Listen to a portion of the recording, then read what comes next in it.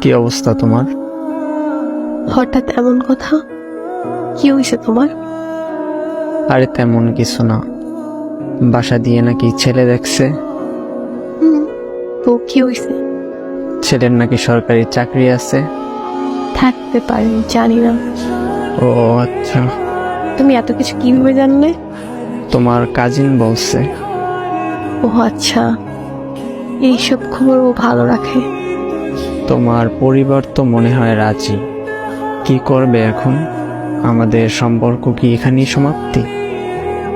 এই শোন, বিয়ে আমি করব, আমার পরিবার না।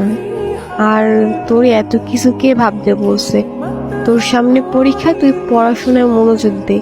আমি তোর ছিলাম, তোর আছি, তোরই থাকবো। তুই পরীক্ষাটা দে আগে, তারপর হাত ধরে নতুন জীবন শুরু করব। সত্যি তো? হ্যাঁ সত্যি।